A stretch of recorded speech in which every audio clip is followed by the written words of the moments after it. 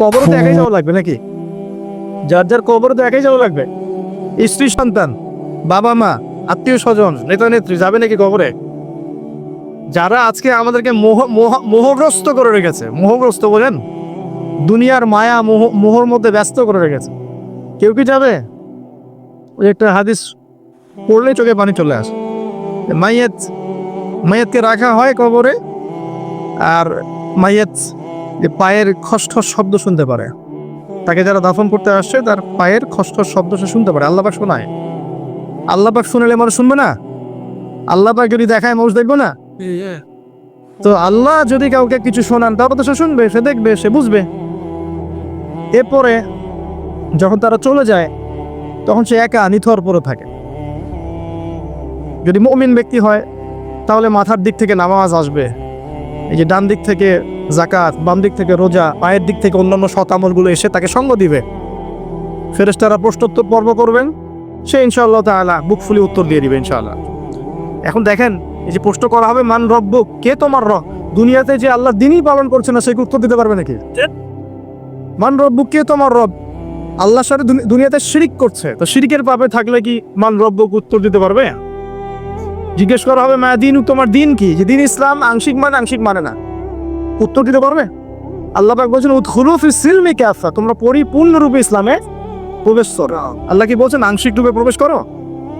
বরং আংশিকতার শাস্তি আল্লাহ পাক বলছেন সূরা বাকারা পড়ে দেখেন 85 নম্বর আয়াত, নাম্বার বলে দিলাম 84 85। আল্লাহ বলছেন আফাতুমিনুনা বিবাদিল কিতাবি ওয়া তাকফুরুনা বিবাদ, তোমরা কি আল্লাহর কিতাবে কিছু অংশ মেনে চলবে আর কিছু অংশকে ছেড়ে দিবে?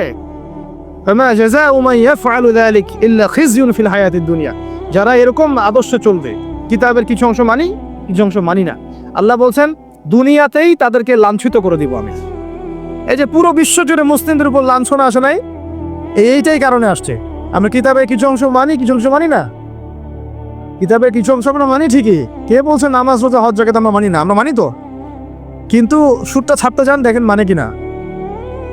এই সুদের করাল গ্রাসে এই পুরো বিশ্বের অর্থনৈতিক সিস্টেমটা এখন হুমকির মুখে পড়ে আছে। এই যে প্রবাসীরা আপনারা এখানে আছেন অনেকে, আপনাদের রেমিটেন্স থেকেই তো চলে রিজার্ভ, এটাকে অন্যতম সোর্স। যারা ইকোনমিক সেকশনে পড়াশোনা করেন বা করেছেন তারা জান, বুঝবেন এগুলা। তো এই পরিশ্রমের ফসল, মাথার ঘাম পায়ে ফেলে কি অবর্ণনীয় কষ্ট সহ্য করে যেই কাজগুলো করে মানুষ, আমরা যতবার অ্যাব্রোডে গিয়েছি, যাওয়ার সুযোগ হয়েছে, আমরা দেখেছি প্রবাসীদের যে কি কষ্ট, খাওয়ার কষ্ট, থাকার কষ্ট, ঘুমের কষ্ট। সুবহানাল্লাহ, কয়েকদিন আগে আমি কক্সবাজার একটা সফর ছিল, ওখানে যে একদম শেষ পয়েন্ট যেটা নাফ নদীর সামনে টেকনাফ, ওই পর্যন্ত আমরা একটু ঘুরতে গিয়েছিলাম ঘোরার জন্য। ওখানে বিজিবিদের ক্যাম্প, বিজিবি সদস্যদের ক্যাম্প আছে। কি যে অবর্ণনীয় কষ্ট স্বীকার করে তারা সীমান্ত পাহারা দেয়, কল্পনা করতে পারবেন না। এত কষ্ট, 4 থেকে 5 ঘন্টা ঘুমানোর সময় পায়, 24 ঘন্টা কি 30 ঘন্টার মধ্যে। তার মধ্যে 1 ঘন্টা সময় দেওয়া হয়, 1 ঘন্টার মধ্যে তার খাওয়া, গোসল, তার যে ইস্তেঞ্জা, তার বাসায় কথাবার্তা বলে 1 ঘন্টা। ওই যেখানে দাঁড়িয়ে আছে ওইখানেই দিন হচ্ছে রাত হচ্ছে। তো খুব ভালোবাসে তারা আমাকে, আলহামদুলিল্লাহ। আমাকে বলছে যে আপনার লেকচার শুনি, মাশাআল্লাহ। তো আমাদের কষ্টের কথাগুলো একটু বললেন মানুষকে। তো বললাম যে আপনাদের কষ্টের কথা মানুষকে বললে মানুষ বুঝবে না। কখন বুঝবে? যখন তাদেরকে ওই জায়গায় দাঁড় করে দেওয়া হয়। যারা উপরে আছে ওদেরকে একবার করে ডিউটি দেওয়াবেন, তাহলে বুঝবে যে কষ্ট কাকে বলে। বুঝতে পারেন না? সেনাবাহিনীর সদস্যদের যে কষ্ট, এগুলো আপনারা বুঝবেন না। পুলিশ প্রশাসনের ভাইরা আছে না, যে কষ্ট করে, এই কষ্টগুলো মানুষ আসলে কি জন্য করছে আমরা, উত্তর কি? যদি এই কষ্টের উদ্দেশ্য হয় শুধুই দুনিয়া, তাহলে এই কষ্ট দুনিয়াতেই শেষ হয়ে যাবে। আর যদি এই কষ্টের পরকাল, যে আমি এর সাথে দিনের স্বার্থ জড়িত থাকে, প্রত্যেকটা সেকেন্ড আছে নাকি পাবে ইনশাআল্লাহ। একটা হাদিস এসেছিল, ওনাদেরকে শোনাইছে হাদিসটা, যে একটা হাদিস এসেছে যে মুসলিম রাষ্ট্রের সীমান্ত পাহারা দেওয়ার জন্য যারা এভাবে বিনিদ্র রজনী কাটায়, তারা এই যে তাহাজ্জুদ গোজার, সওম পালনকারীদের সমান নেকি পায়। এবং ওই অবস্থা যদি ইন্তেকাল হয়ে যায়, শহীদ হয়ে যাবে ইনশাআল্লাহ। তো দেখেন ভাই, এই যে পরিপূর্ণ জীবন ব্যবস্থার কথা বলছি, প্রবাসীদের কথা থেকে এখানে আসছিলাম, যে তাদের যে কষ্ট, আমরা দোয়া করি যে আল্লাহ পাক তাদের জন্য কষ্টগুলো লাঘব করে দেন এবং তাদের পরিবারগুলোকে আল্লাহ পাক যেন ইসলামিক পরিবার রূপে কবুল করেন। অনেক সময় দেখা যায় যে প্রবাসের স্বামী এদিকে বাসায় স্ত্রী পরকীয়া করতেছে, দেখেন নাই? কত ঘটনা এরকম ঘটতেছে। তো এরকম নিমক হারাম মহিলাদের সাথে সংসার করবেন না, সুন্দর মতো বসবেন, বসে সেপারেট করে দিন। আর এসব নিয়ে চলার কোনো মানে হয় না। তো আপনি প্রবাসে গিয়ে মাথার ঘাম পায়ে ফেলে রেমিটেন্স পাঠান, টাকা পাঠান, আপনার টাকা দিয়ে পরিবার চলে, সমাজকল্যাণমূলক কাজ হয়, দেশের জিডিপি বাড়ে, রিজার্ভ বাড়ে। আপনার পরিবারের বউ সে এই কাজ করবে? শান্তভাবে বসে চুপচাপ ছেড়ে দিন, দরকার নেই।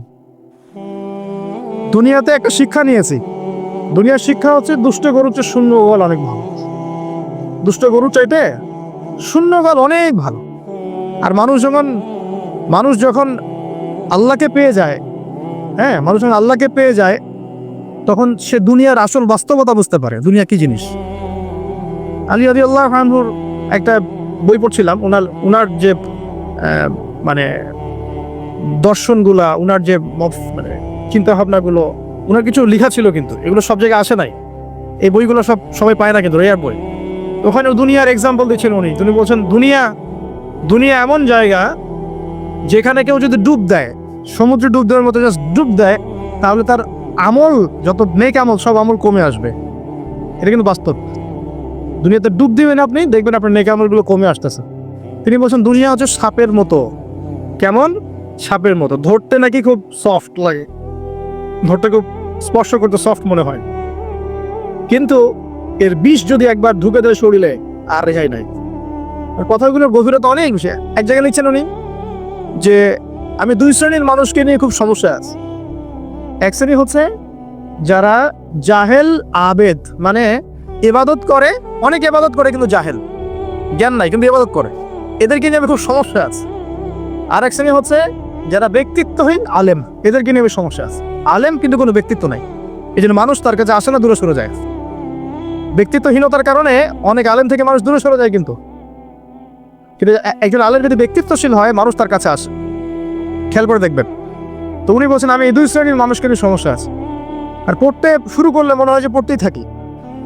বলছেন যে আমি অনেক জায়গায় ঘুরলাম, অনেক কিছু দেখলাম, শুনলাম, বুঝলাম, শেষে গিয়ে বুঝলাম যে মানুষ শুধু স্বার্থের জন্যই মানুষের কাছে থাকে। তিনি বলছেন তুমি যদি ভালোবাসাকে বাড়াতে চাও তাহলে মানুষের সাথে খুব বেশি মেলামেশা করতে চাও, একটু কম মেলামেশা করো, একটু দূরত্বে থাকো, তোমাকে মানুষ ভালোবাসবে। আর তুমি যদি খুব বেশি ডুব দাও না, তখন তোমার মূল্য ওর ব্যক্তিত্ব নষ্ট হয়ে যাবে। এক একটা কথা কতগুলো বলে শেষ করো, অনেক আছে। এক পর্যায়ে তিনি ফাতিমা রাদিয়াল্লাহু আনহার যে ইন্তেকাল, এই ইন্তেকালকে নিয়েও দুটো লাইন লিখেছেন। এই লাইনগুলো পড়তে গিয়ে চোখ দিয়ে পানি চলে আসছে। তিনি বলছেন তোমাকে কতদিন দেখি না, কতদিন ছুঁয়ে দেখি না, কতদিন তোমার কাছে যাই না। সবাই বলে তুমি আমার থেকে দূরে, কিন্তু সত্যি কথা হচ্ছে তুমি আমার কলিজার ভিতরে আছো। এমন করে লিখেছেন ফাতিমা রাদিয়াল্লাহু আনহা সম্পর্কে। হে আমার প্রিয়তমা, তোমাকে কতদিন দেখি না, তোমার চেহারা কতদিন দেখি না, তোমাকে কতদিন ছুঁইতে পারি না। হ্যাঁ, সবাই বলে তুমি আমার থেকে দূরে চলে গেছো, কিন্তু আমি জানি তুমি আমার কলিজার বক্ষ পিঞ্জরে আছো। লিখেছে কবিতা। তো আপনারা একটু পড়াশোনা করবেন। স্পেশালি আমি আপনাদের এনকারেজ করি যে চার খলিফার জীবনে অবশ্যই পড়বেন, চার খলিফার জীবনী পড়বেন, সাহাবীদের জীবনী পড়বেন। তারা কিভাবে দিন শিখেছেন, বুঝেছেন, পালন করেছেন, প্রচার করেছেন, দিনের জন্য কত ত্যাগ স্বীকার করেছেন, এগুলো পড়বেন। আমি খুব রিকোয়েস্ট করি আপনাদেরকে যে আপনার ইতিহাস পড়বেন। রাসূল সাল্লাল্লাহু আলাইহি ওয়াসাল্লামের জীবনী থেকে শুরু করে একদম অটোমান এম্পায়ার পর্যন্ত ইতিহাসগুলো পড়ে দেখেন, কিভাবে ইসলাম আজকে এই জায়গায় আসছে আপনি চিন্তাই করতে পারবেন না। কত চড়াই উতরাই পেরিয়ে যে ইসলাম আজকে এই জায়গায় আসছে আপনি চিন্তাই করতে পারবেন না। প্রিয় ভাইরা, আমাদের নবীজি সবচেয়ে ভালো মানুষ হওয়া সত্ত্বেও তাকে কিন্তু গালি খেতে হয়েছে এবং হত্যার চেষ্টাও করা হয়েছে।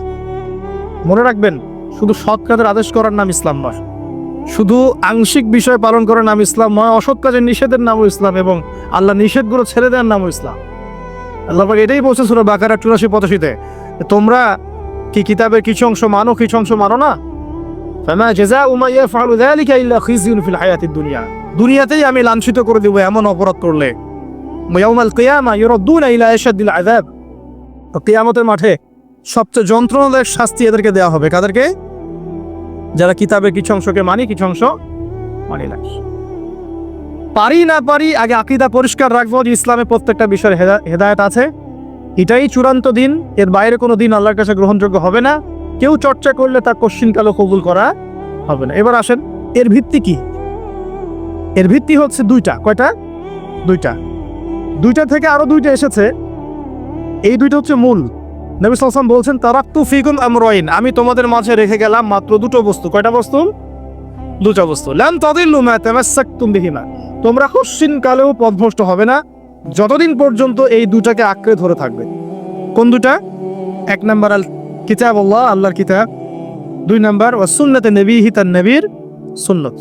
তো কোরআন এবং সুন্নত মিলেই কোরআন এবং হাদিস নয় কি? আচ্ছা, এখন আমাদের সামনে নবীজি নাই, আমাদের সামনে সাহাবায়ে কেরাম নেই, আমাদের সামনে তাবে তাবেঈন, চার ইমাম কেউই নাই, ওলামায়ে কেরাম আছেন, আর আমাদের সামনে আছে কোরআন এবং হাদিসের কিতাবগুলো। এই তো ইসলাম আমরা দেখছি, তাই না? এর বাইরে তো আমরা দেখতে পাচ্ছি না। সাহাবীরা না হয় সরাসরি নবীকে দেখে দিন পালন করেছে, তাই না? তারপরের জেনারেশন সাহাবীদেরকে দেখে করেছে, তারপরের জেনারেশন তাবেঈদের দেখে করেছে। আমরা তো কাউকেই দেখতে পাচ্ছি না।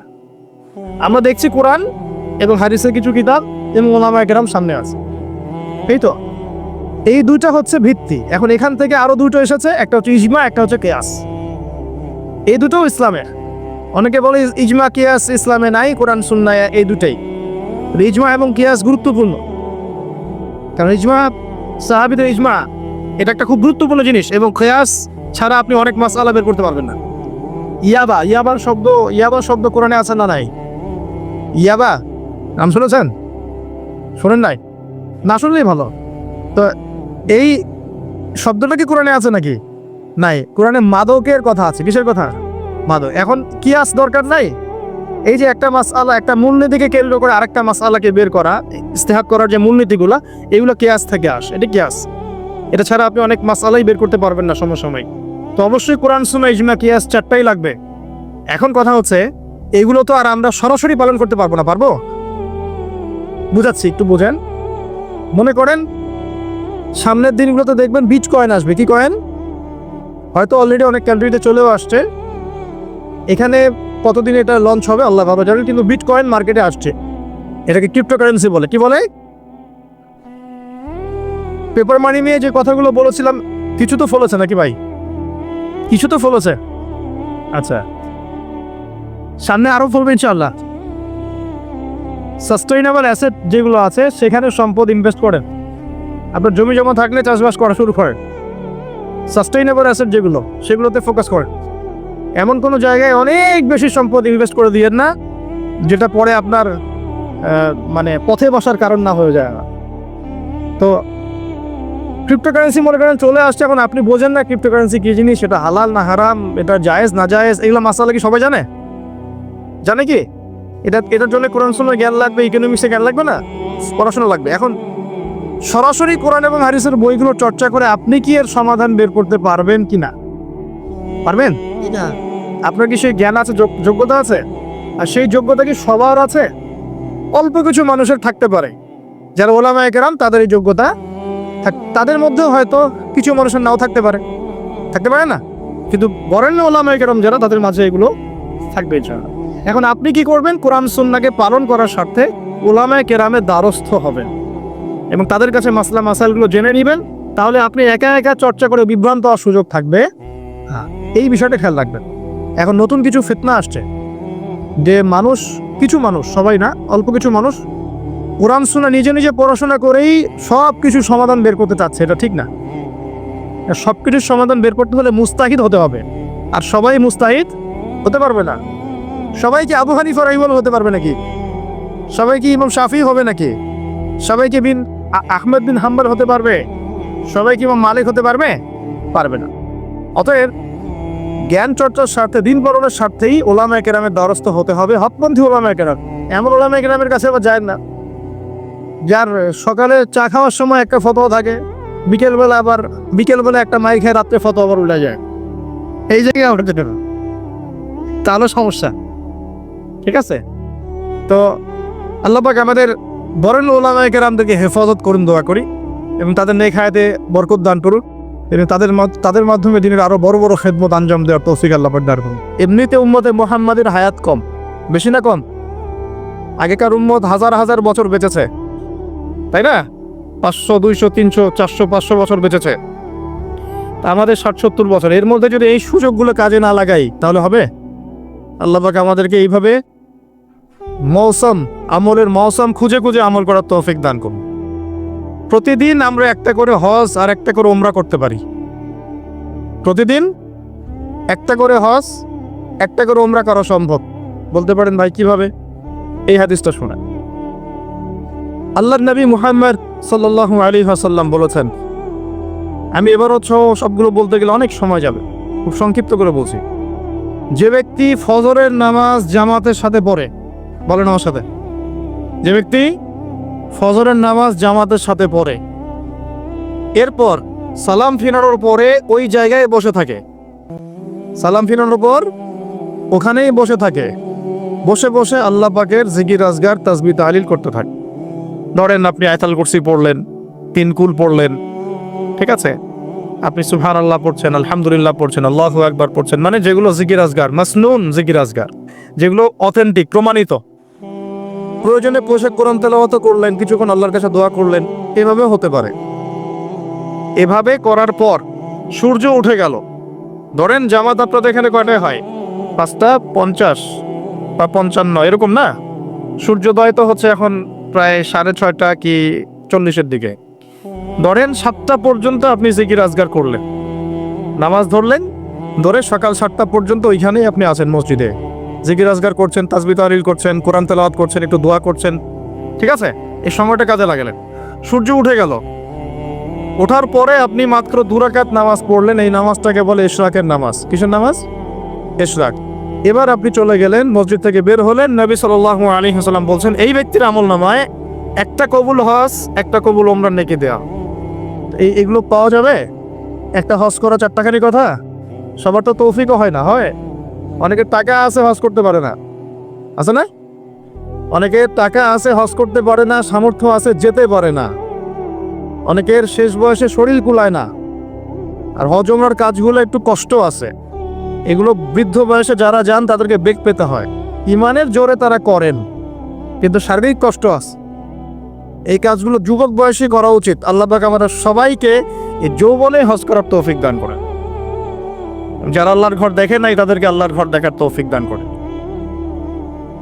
তো এই আমলগুলো আমরা ছাড়বো না ইনশাআল্লাহ। আরেকটা আমল আমি বলে দেই, এটাও খুব গুরুত্বপূর্ণ একটা আমল। আর আমি যা বলছি আল্লাহ পাক যেন আমাকে আমল করার তৌফিক দান করেন। আল্লাহ রাব্বুল আলামিন আরেকটা হাদিসের মধ্যে, কুদসির মধ্যে বলছেন যে রাত যখন শেষ অংশ আসে, রাতের শেষ অংশে আল্লাহ পাক বলছেন, রাতের শেষ অংশে আল্লাহ রাব্বুল আলামিন প্রথম আসমানে নেমে আসেন। কিভাবে আল্লাহ নেমে আসেন এটা ব্যাখ্যা করার দরকার নাই। এটা যারা ব্যাখ্যা করতে যাবে গোমরা হয়ে যাবে, ঠিক আছে? কোনো দরকার নেই। আল্লাহ বলেছেন আমি নেমে আসি, কিভাবে আসেন আল্লাহ ভালো জানেন।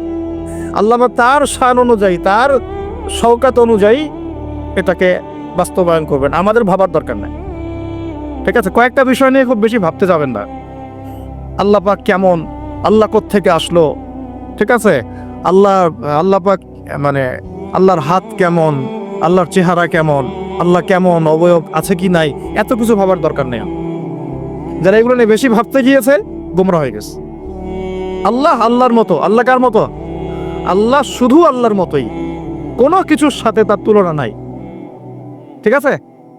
আল্লাহ পাকের নেমে আসাও আল্লাহ পাকের মতোই, আমরা এটা ব্যাখ্যা করতে পারবো না। আল্লাহ পাক বলছেন নেমে শেষ অংশে, রাতের শেষ অংশে, এবং বান্দাদের প্রতি আহ্বান করতে থাকেন, ফজর পর্যন্ত আহ্বান করতে থাকেন কন্টিনিউয়াসলি। কে আছো, কে আছো আমার কাছে ক্ষমা চাইবে, আমি ক্ষমা করে দেব। কে আছো আমার কাছে দোয়া করবে, আমি দোয়া কবুল করব। কে আছো আমার কাছে চাইবা, যা চাবা আমি তাই দিব।